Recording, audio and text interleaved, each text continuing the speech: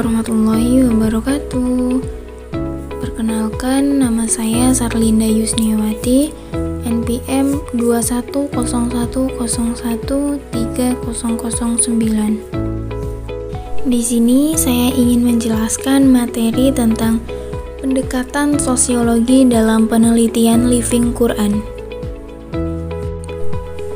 A. Kompleksitas penafsiran Al-Quran. Keajaiban penerjemahan Al-Quran yang ada di dunia Islam. Dengan ciri khas ini, secara khusus relatif terdapat usulan Thomas dengan teori moving wonder view-nya. Berargumen yakni di dalam sejarah keilmu pengetahuan, informasi, pergeseran hipotesis, dan kumpulan pemikiran dalam porsi masa tertentu karena tuntutan sejarah yang dapat diverifikasi sehingga melahirkan karakteristik informasi yang beragam. Setiap bagian tertentu dari sejarah memunculkan kecenderungan penjelasan yang khas. Berdasarkan tahta yang dikemukakan oleh Ali Dizik pada tahun 1939, penjelasan sebagaimana hasil ijtihad inventif penafsiran tidak perlu disusun, dipecah-pecah dan kemudian dianggapnya sebagai kebenaran yang hanya tunggal sehingga saat usaha penafsiran yang tidak digunakan berkembang itu dianggap gagal. Pemahaman atau penjelasan Al-Quran karenanya dapat dan harus diubah sesuai dengan perubahan keadaan seseorang. Menguraikan dengan meminjam ungkapan Quraish Shihab berarti memahami firman Allah sesuai dengan kapasitas manusia. Penjelasan mencerminkan keterbatasan kemampuan penafsir dan pada saat yang sama, ia tidak dipisahkan dari subjektivitas klaimnya. Bahkan lebih tepatnya pandangan intersubjektif, karena ketika seseorang menguraikan sebuah ayat dalam kecerdasannya, ada beberapa subjek yang digunakan sebagai referensi. Hal ini relatif karena item akal benar-benar dibatasi, tetapi memiliki penghargaan langsung, karena sampai tingkat tertentu kemampuan berpikir manusia dan firman Tuhan harus memiliki titik berkumpul. Akal manusia dan firman Tuhan adalah manifestasi Tuhan yang direncanakan sedemikian rupa sehingga akal manusia dan firman-Nya berhubungan secara dialogis. Tafsir dalam wacana ulumul Al-Quran sependapat dengan Quraish Shihab. Kapasitas menjadi sebuah kunci agar bisa membuka suatu hasanah Al-Quran yang artinya pintu tutup rapat yang sulit dibuka tanpa kunci. Betapa vital dan tinggi kedudukan penerjemahan dalam tahta Quraish Shihab. Kapasitas menjadi sebuah kunci agar bisa membuka suatu hasanah Al-Quran yang artinya pintu tutup rapat yang sulit dibuka tanpa kunci. Betapa vital dan tinggi kedudukan penerjemahan dalam tahta Quraish Shihab. Ia memberikan 3 alasan yang menjadikan dan memutuskan keutamaan penjelasan tersebut, yaitu 1. Lapangan yang merupakan protes dari merenungkan sabda Tuhan yang merupakan sumber dari segala informasi dan etika yang soleh. Di dalamnya dikumpulkan bermacam aturan-aturan dan kegembiraan hidup umat. 2. Memiliki tujuan agar dapat memberikan dorongan orang-orang agar memegang teguh pada Al-Quran demi kebahagiaan yang sejati mereka. Dan yang ketiga, dilihat dari keinginannya, terlihat bahwa ketidaksempurnaan dalam berbagai persoalan kehidupan membutuhkan informasi syariat dan informasi kompleksitas agama. Ini terlalu tergantung kepada ilmu-ilmu Al-Quran untuk lebih jelasnya. B. Al-Quran dan masyarakat pembacanya. Bergaul dengan Al-Quran adalah sebagian dari Al-Quran yang hidup yang bisa berubah jadi pertemuan sendiri bagi kaum muslimin. Keterlibatan bergaul dengan Al-Quran memperoleh sebidang ilmu dan apresiasi yang setelahnya dihubungkan dalam gaya hidup. Misalnya, membaca Al-Quran dilakukan pada malam Jumat, di masjid-masjid, di pengajian atau di makam-makam tokoh seperti makam Sunan Kalijaga. Sehubungan dengan hal ini, perlu diteliti data-data hampir semua landasan, ilham, fiksasi, kepercayaan, dan tujuan serta pencapaian yang dapat dibayangkan dialami oleh individu yang bersangkutan. Ada beberapa perihal batin dalam membaca Al-Quran, antara lain 1. Memahami makna dan keagungan firman Allah Subhanahu wa Ta'ala, harus disadari bahwa kecintaan Allah kepada hambanya sangat jelas dengan diturunkan Al-Quran dalam susunan mengerti maksudnya. 2. Selalu mengagung-agungkan Allah Subhanahu wa Ta'ala, memuji Allah Subhanahu wa Ta'ala, menyiratkan bahwa dengan menjumpai keagungan dan kendali Allah yang berbicara dengan ayat-ayat Al-Quran. Yang ketiga, memfokuskan pertimbangan pada Al-Quran. Dalam Al-Quran pada surah Maryam ayat 12, Allah Subhanahu wa Ta'ala berfirman, "Ya Yahya, ambillah kitab Taubat yang benar." Yang keempat, apresiasi dalam Al-Quran. Yang kelima, memahami Al-Quran, membaca Al-Quran membutuhkan pemahaman yang paling ekstrim. Kedua pemahaman tersebut berbeda dalam makna dan substansi ayat-ayat sebagaimana mestinya.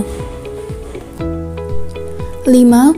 Memahami Al-Quran, membaca Al-Quran membutuhkan pemahaman yang paling ekstrim. Kedua pemahaman tersebut berada dalam makna dan substansi ayat-ayat sebagaimana mestinya. Yang keenam, menjauhi hal yang bisa menghancurkan pemahaman. Terdapat 4 hal yang dapat merusak pemahaman. 7. Mengkhususkan diri dalam membaca Al-Quran, harus berusaha untuk merasa seolah-olah setiap ayat Al-Quran secara khusus menyambutnya untuk berbicara. Yang ke-8, selain diri, artinya jika ada ayat yang menyebutkan orang-orang yang soleh, dia tidak akan menganggap dirinya termasuk orang yang soleh. C. Variasi respon umat Islam terhadap Al-Quran. Bermacam-macam reaksi yang muncul pada umat Islam terhadap Al-Quran telah digariskan sejak zaman Nabi dan para sahabatnya. Konvensi yang berkembang pada saat itu adalah ketika Al-Quran digunakan sebagai pertanyaan hafalan, pertimbangan penjelasan, dan pembelajaran, sampai pada titik di mana Al-Quran menempel di dada setiap orang yang memeriksanya. Setelah umat Islam menciptakan dan menguasai seluruh belahan dunia, reaksi mereka terhadap Al-Quran berkembang dan bergeser, terhitung oleh umat Islam di Indonesia. Keajaiban yang jelas terlihat menggabungkan beberapa kegiatan yang mencerminkan kehidupan sehari-hari Al-Quran, seperti yang diambil setelah 1. Al-Quran dihafal secara terus-menerus, baik secara keseluruhan 1 juz sampai 30 juz, atau ada juga yang seolah-olah menghafal ayat-ayat dan surat tertentu dalam juz amma untuk kepentingan membaca dalam berdoa dan acara tertentu. Yang kedua, Al-Quran dibaca secara rutin dan diajarkan di tempat-tempat ibadah, bahkan di rumah-rumah sehingga menjadi acara adat, khususnya di pondok pesantren yang mewajibkan membaca dengan teliti, terutama setelah sholat maghrib, khususnya pada malam Jumat membaca Yasin dan beberapa waktu termasuk surat Al-Waqiah. Yang ketiga, membuat potongan-potongan ayat Al-Quran baik satu ayat atau ayat tertentu yang dikutip dan dimanfaatkan sebagai penghias sekat untuk rumah, masjid, makam, dan bahkan kiswah Ka'bah. Dengan kata lain, agama mungkin merupakan keajaiban sosial. Living Quran bukanlah cara orang atau sekelompok individu mendapatkannya, tetapi cara Al-Quran disikapi dan ditanggapi oleh komunitas muslim di dalam kenyataan eksistensi yang sejalan dengan tradisi dan sosial budaya masyarakat. Peristiwa tingkah laku itu dirangkai untuk mendapatkan arti dan nilai yang menempel pada suatu keajaiban yang terjadi. Menyelidiki hipotesis mengenai cara melihat masyarakat di saat berinteraksi dan berhubungan dengan Al-Quran dikatakan masih sulit untuk didefinisikan secara otoritatif. Hal yang disebutkan menunjukkan bahwa reaksi masyarakat yang bersosialisasi dengan Al-Quran lebih membumi jika banding dengan kitab-kitab suci lainnya. Bahasa Arab memunculkan teori-teori yang bergeser untuk melakukan pengujian tanpa kehilangan sudut kesakralannya. Sependapat dengan Emil Durkheim, ilmu Humaira bisa jadi merupakan ilmu yang mempertimbangkan realitas sosial, khususnya kebenaran yang mengandung cara bertindak, mempertimbangkan, merasakan, dan bersifat Eksterior orang di mana realitas tersebut memiliki kendali untuk mengendalikan orang tersebut. Menyetujui Max Weber, humanisme adalah pertimbangan aktivitas sosial suatu kegiatan bisa dinamai kegiatan sosial apabila kegiatan tersebut dilaksanakan dengan memikirkan sikap orang lain dan diatur sebagai perilaku orang lain. Max Weber mempresentasikan metode Fantasin, pemahaman yang mencari untuk mengikuti nilai-nilai, keyakinan, segala tujuan juga perilaku yang mengarahkan perilaku manusia itu. D. Metode penelitian Living Quran. The Living Quran berawalan dengan keagungan Al-Quran di dalam cara hidup. Keagungan yang menampakkan bahwa makna serta karya adalah asli ditangkap, dirasa dan dialami oleh komunitas muslim. Living Quran bisa juga diartikan sebagai renungan mengenai bermacam-macam keajaiban atau realitas sosial berkaitan dengan kedekatan Al-Quran dalam sebuah komunitas yang pada masa itu terhubung keberadaannya. Pendekatan fenomenologis dan penyelidikan ilmu-ilmu sosial sangat penting dalam penelitian ini. Meskipun masih banyak diklarifikasikan sebagai keluarga logis modern, pemikiran Living Quran telah mulai memberikan gaya logis yang aneh. Hal ini dapat dilihat dengan hadirnya renungan Living Quran yang tidak seperti yang ditemui dalam kehadirannya yang tercetak. Tetapi terlebih lagi dalam keajaiban sosial yang terjadi, dengan cara ini pertanyaan penting tentang strategi yang digunakan tidak jauh berbeda dari pertanyaan ilmu sosial. Pertanyaan Living Quran tentang strategi jelas subjektif dengan menyiratkan persepsi, wawancara, dan dokumentasi. Cukup sekian pemaparan materi dari saya. Saya ucapkan terima kasih. Saya akhiri.